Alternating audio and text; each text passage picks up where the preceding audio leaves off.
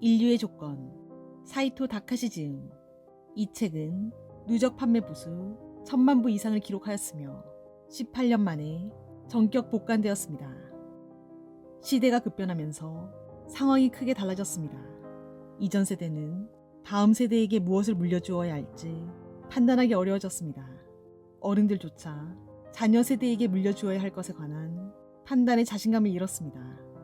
그렇다면 이렇게 격변하는 현대 사회를 살아가는 우리가 아이들에게 전하고 가르칠 것은 무엇인가요?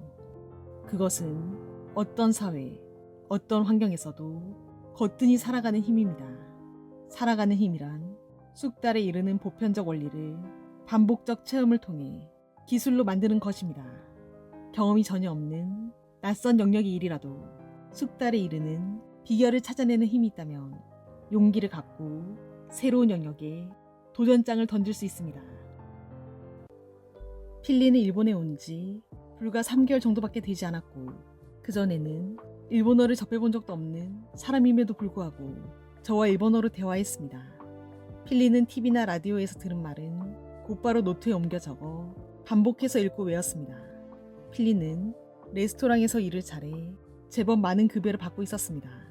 어떻게 그렇게 일을 잘하게 되었는지 묻자 그냥 다른 사람들을 잘 관찰하고 그대로 따라한 것뿐이라는 심플한 대답이 돌아왔습니다. 반복 연습을 통해 만드는 속도가 다른 사람보다 훨씬 빠르고 정확해지다 보니 자연스럽게 인정받은 것입니다. 훔치는 힘. 전문가의 방식과 행동을 관찰하고 그 기술을 훔쳐 내 것으로 만든다. 이것이 숙달로 이어지는 대원칙입니다. 눈에 불을 켜고 훔쳐보아야만 비로소 눈에 들어오는 것이 있습니다. 그냥 바라보는 것으로는 부족합니다. 수많은 시행착오를 반복 경험하며 부딪혀봐야 비로소 자기의 것으로 만들 수 있습니다. 기술을 훔치는 힘은 기술을 훔치려는 의지가 있어야 강해질 수 있습니다.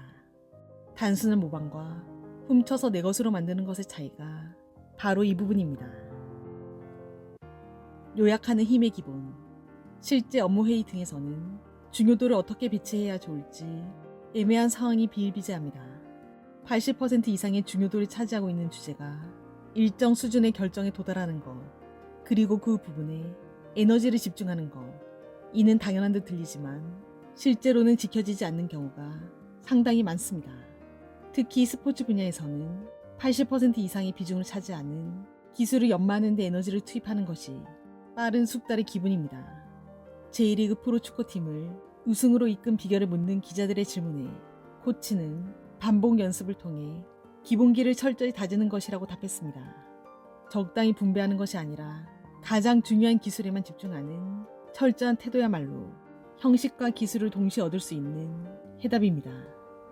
이 기본 기술을 알고는 있다거나 이해를 하기는 한다거나 또는 대충 할 수 있을 것 같다라는 정도로는 도저히 평가할 수 없습니다.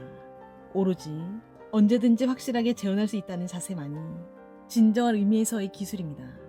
이렇듯 자신의 모든 에너지를 쏟아부어 몸으로 익힌 특기를 기반으로 삼은 후에야 스타일이 만들어집니다. 2대8 공식. 다독을 어려워하는 사람 중에는 끝까지 완독해야만 책을 읽은 것이라는 강박을 가진 사람이 많습니다. 끝까지 읽어내는 것만이 독서는 아니다라는 생각을 전제로 책 읽기를 습관화하면 의외로 손쉽게 많은 양의 책을 흡수할 수 있습니다. 요약력을 기르기 위해 책 전체 내용의 20%를 읽고 나머지 80%를 유추하는 연습을 하는 경우가 있는데 이는 상당히 효과적인 방법입니다. 예를 들어 200쪽 분량의 책을 20에서 40쪽 정도만 읽고 나머지 80%를 유추하여 책의 요지를 파악하는 훈련입니다. 이 책은 이 부분만 제대로 읽으면 나머지 80%는 읽은 것과 마찬가지다라고 말할 수 있을 만큼 핵심적인 20%를 발췌하는 것이 요약의 포인트입니다. 이 점을 깨달았다면 요약력 향상은 빠르게 이룰 수 있습니다. 책 인류의 조건. 사이토 다카시 지음. 시대가 바뀌고 세월이 흘러도 변하지 않는 근본인 세 가지 힘. 어떤 분야에서도 단연 돋보이는 존재가 될 수 있는 능력은 무엇인가에 대해 자세한 내용은 이 책을 읽어보시길 추천드립니다. 구독과 좋아요로 부유한 책방으로 입장하세요. 감사합니다.